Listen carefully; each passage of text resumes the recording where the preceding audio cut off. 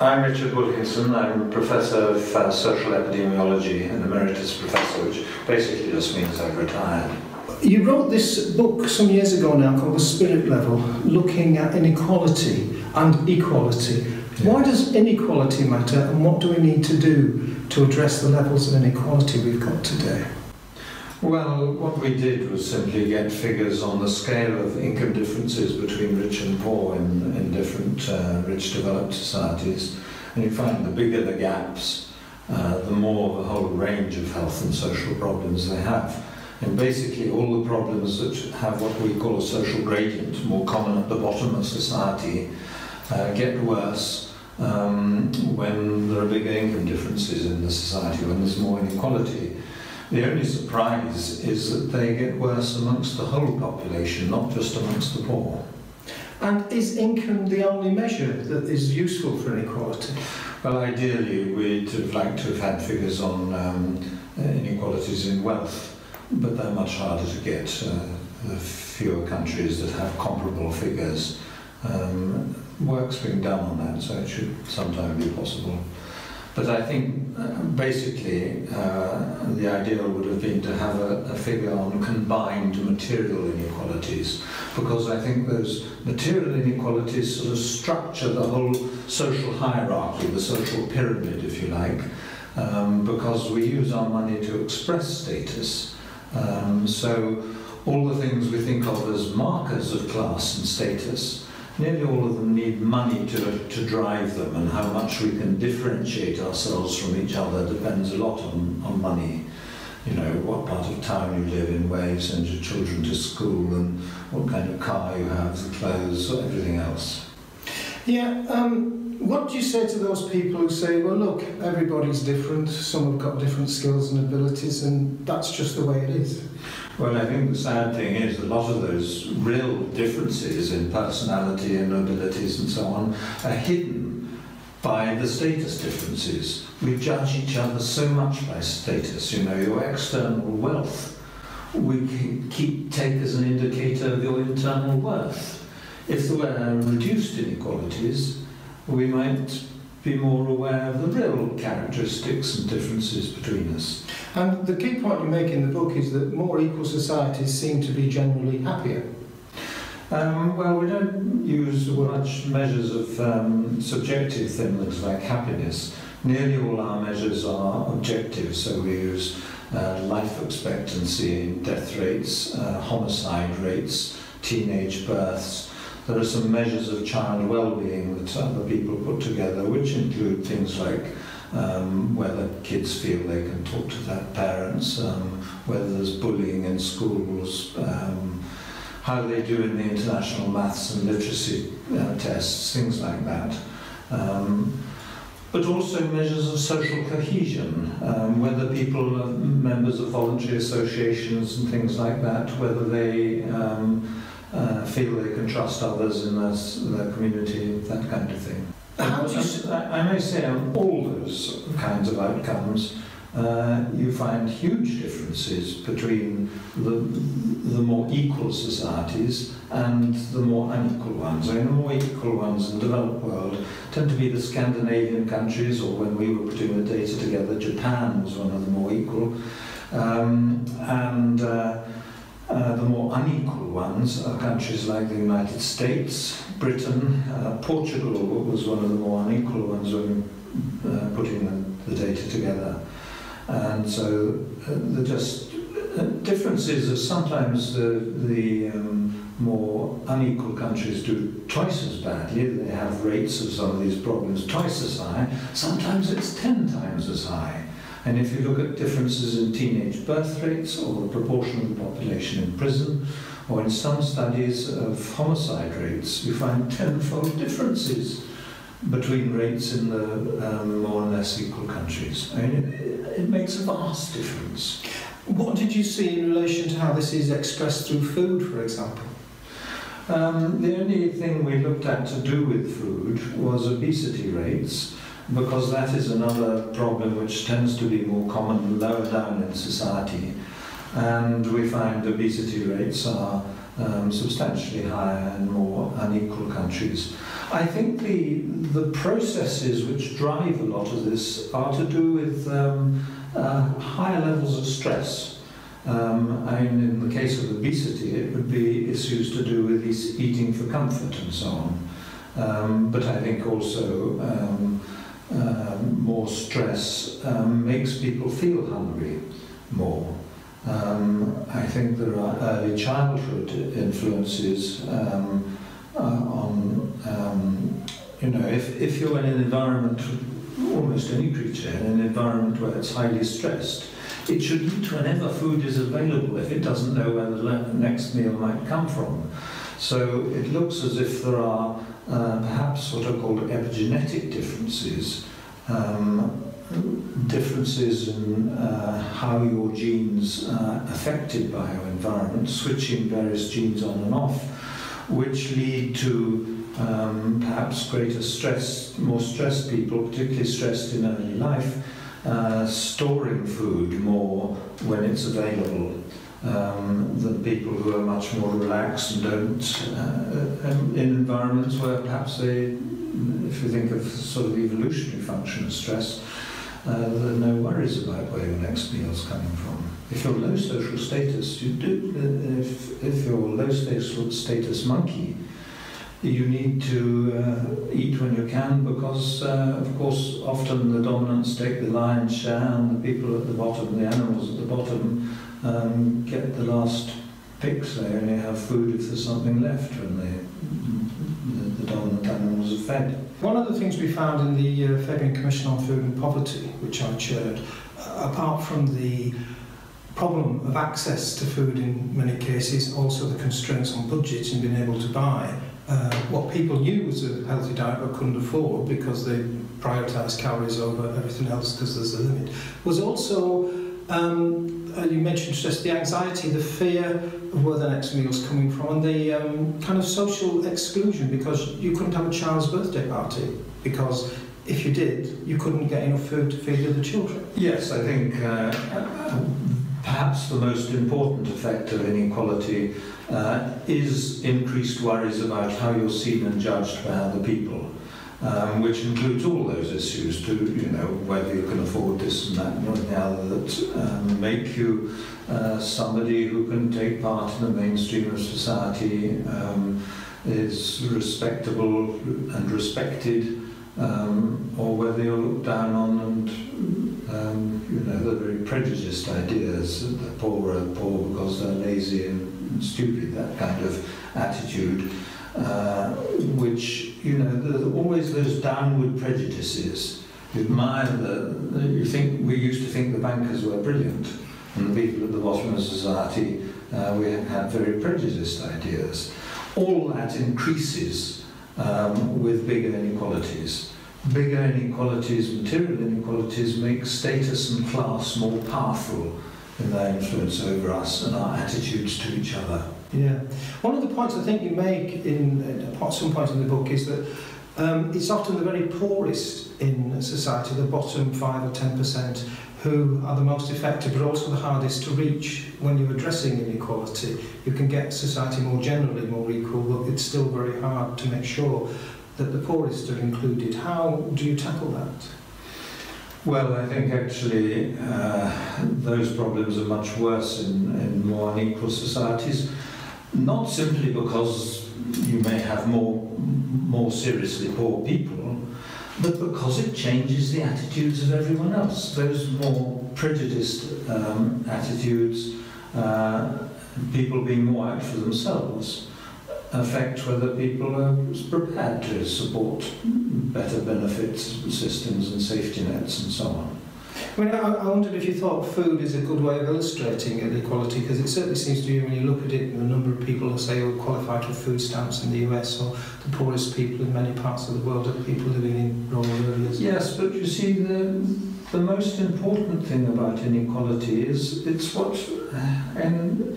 in a sense a social relationship of superiority and inferiority. That's what inequality is about. It's not really about the poor. There are lots of reasons why being poor matters, And of course one of them is being seen as inferior and disrespected and so on. But inequality increases our worries about how we're seen and judged. And with those increased social anxieties and other forms of anxiety, people withdraw from community life weakens, people trust each other less, where we all become more out for ourselves. It's not just about poverty. A very important American anthropologist who said poverty is not just a certain small amount of goods. Poverty is an invidious distinction between classes. And I remember a time walking in Nepal. I was walking with somebody who knew Nepal very well and spoke Nepali. And he said, of course, the people in the most remote areas who actually have least, they don't regard themselves as poor. It's when people live on the main roads nearer towns and so on, and start making the social comparisons that they see themselves as poor. There's a very important study comparing people who are classed as poor in societies as poor as India or Pakistan, and the experience of poverty in countries like Britain or Norway, where in Norway the poor tend to have 3-bedroom houses, central heating, flat screen television, and yet in India or Pakistan they might be living in an earth-floored hut, shack, with no sewerage, probably not being able to cook indoors, and yet the experience of poverty, despite those extraordinarily different standards of living, was of humiliation, of failure, self-hatred, feeling looked down on, disrespected, all those kinds of feelings. And that is absolutely crucial to the effects of poverty. So one shouldn't think of it just as a material problem. Why your amount of income matters so much is it tells you where you are and tells other people where you are in relation to others.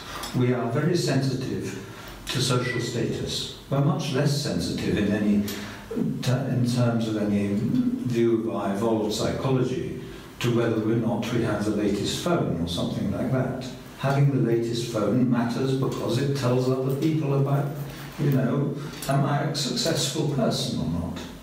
So, do you think this is influencing the kind of political situations we're seeing around the world now, and how do you tackle this? I think it's having an enormous effect. Not simply because people lower down the social ladder are feeling left out and damaged, although that is very important. We're beginning to see rising death rates amongst poorer people, particularly elder people, in the United States and Britain. In the United States, the rise in death rates amongst that group seems to be things to do with alcohol, drugs, suicide, which are all indications of desperation, lives that people they're experiencing failure, if you like. But it's not just that. It's not simply that those people are now voting for the far right instead of the left. It's also that inequality makes the whole of society more self-interested, people more out for themselves. It's about status competition, and as I say, we judge each other more by status in those sorts of societies. Is there a danger we're also doing that as states again, as countries, my country against your country? Does that reflect into the bigger politics, the geopolitics? I think less so, but I am sure that part of the reason why the communist governments in Eastern Europe and the Soviet Union fell, was that they realized their economies were doing much less well than Western Europe, for instance. I suspect as the European Union, if it gets closer, you will get not only national hierarchies, but there will be a sense of perhaps an EU social hierarchy. And you see the same thing in the States. There are state effects of inequality, there are also national effects. And it's not something different from class and status. It's really about whether the sort of social pyramid in a society is a fairly flat one like that, or a much steeper one like that, where the social distances are much greater. So what you're saying basically is we need flat pyramids if we're going to have more equal society. We need much flatter ones. I don't think you'd ever get rid of the pyramid shape. What do you see as mechanisms to achieve this, and what can an individual do? Well, I think that there are lots of mechanisms, and the two broad categories are you can either redistribute after people have got their basic incomes, if you like, as countries like, well, most of the Scandinavian ones do. They start off with big inequalities in earnings or market incomes, and they redistribute with generous welfare benefits and high taxes and make the gap smaller. But as important or more important is societies which have smaller income differences before taxes. The most important reason why in many societies, including Britain and the United States, have become much more unequal is because top incomes before tax have run away from the rest of us. So we need to think not only of making taxes progressive again and providing more generous benefits. We also need to think about ways of reducing income differences before tax. Now, if you look at the sort of long-term changes in income distribution, and you can look at it, for instance, during the whole of the 20th century, you find there were high inequalities in the 1920s, and then from sometime in the 1930s, the differences started to decline. And they went on declining until sometime in the 1970s, and then from 1980 you get the modern rise of inequality. So we're back where the levels of inequality that the sort of thing we had in the 1920s. But that is a reflection primarily of first the strengthening and then the weakening of the whole labour movement, of social democratic parties, of trade unions, but also I think the fear of communism. All those things are strengthened in the early part of the 20th century and then weakened from the late 70s, early 80s onwards. So I think it was the power of that sort of countervailing voice in society, there is another way of doing things, that constrained incomes, top incomes particularly. So, you know, you get that U-shaped change in inequality in the 20th century, and if you put on the same graph, for instance, the proportion of the population in trade unions, you find it's exactly the opposite, in one society after another. I don't think we can rebuild that movement or the strength of trade unions. I think we have to go for all forms of economic democracy. Employee representation on company boards, not just token representation, as occasionally governments here have talked about, but substantial representation and ideally increasing over time, but also incentives to grow the sector made up of more thoroughgoing democratic companies like employee-owned companies, employee cooperatives, things like that. So new kinds of business models are needed. Yes, my view is that the sort of next stage in human emancipation in the long term is to democratize the economy. And the idea of an economy having nothing to do with the economics of society and just being a separate thing about politics that doesn't really have much influence on business. I think that idea of democracy, that view of democracy is much too limited. And the great advantage of more democratic workplaces is that the pay differences are smaller. It also looks as if those kind of companies are nicer companies to work for. One of the things that's said about the future at the moment is that you're going to see a massive increase in robotisation of jobs, so that actually yes, we will have fewer jobs. We don't need people to do things, even services now, in the way that we've had. So does this make tackling this more urgent, or what do you think? I think it does. I mean, there are forecasts that almost half of all jobs in our society are threatened by artificial intelligence and automation. I think we shouldn't regard that as a terrible threat to us, that it's going to create massive unemployment and you're going to have a few people who go on being terribly overworked and the rest unemployed. I think we have to find ways of sharing out the work and sharing income. So I think basic income ideas are really important. Universal basic income, that we should get some basic amount regardless of what we do with our time. There are evaluations of that that suggest that it has quite beneficial effects, that it doesn't reduce people's participation in economic activity much. I think that we should also be moving towards leisure societies. You know, it's been a dream for centuries, I suppose, that improving technology, greater efficiency would give us leisure. And I think with every increase in productivity year by year, we should take that out not in terms of higher levels of material consumption. We should now be taking the benefit of those improvements in productivity with a bit more leisure all the time. You know, what really makes a difference to happiness and now health in the rich world is the quality of social relationships. We need more time for friends and family and community. That's what's really will make a difference to the quality of our lives. I mean, you said that the rich world. How far is what you're saying really focused on the rich world, where in reality people don't need many more material goods, versus the much larger, poorer world where people do need more material goods? Well, I agree that the situation is different in richer and poorer countries. And what you see, if you look at changes in life expectancy or happiness with increases in economic growth, GNP per capita, is there are rapid rises in life expectancy and happiness, life satisfaction in the early stages of economic growth, and then it levels out. In the rich world, we've really got to the end of what improvements in material conditions can do for the really important aspects of the real quality of our lives. If we want to improve the real quality of our lives now, it must be by improving the quality of the material environment. But people in poorer countries, they do need higher levels of material consumption.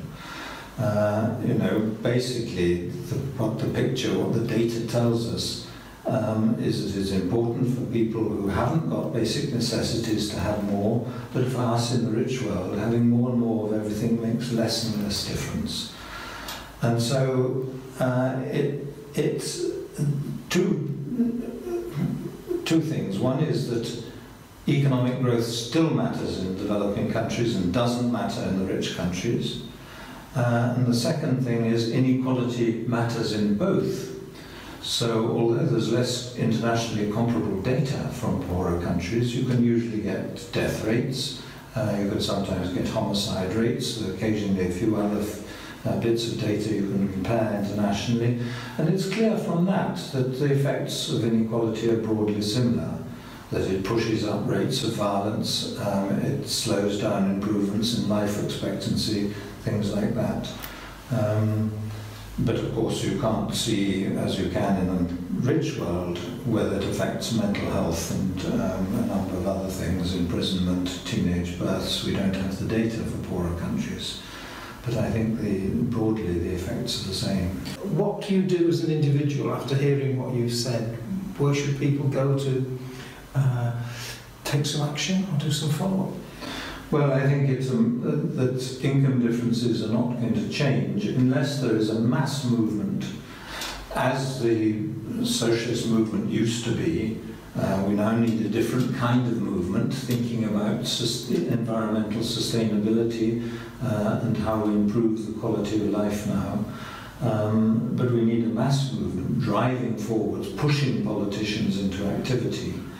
I don't think that we will find ways of dealing with the rich, containing the way they've got the lion's share of economic growth, the proceeds of economic growth, unless there is a mass movement. And I think that's what various historical examples show us. Anything else you'd like to add? I do think it's important to remember that the vast majority of the population is affected by inequality. And even if we take an individual, say a middle-class, well-educated person with a good job, who has a good education, if they lived with that same job, education and income in a more equal country, they would probably live a little bit longer. They'd be less likely to become victims of violence. Their children might do a little better at school in terms of the maths and literacy tests. Their children would be less likely to become seriously involved in drugs or become teenage parents. In that sort of way, almost all of us would do better in more equal countries. Thanks.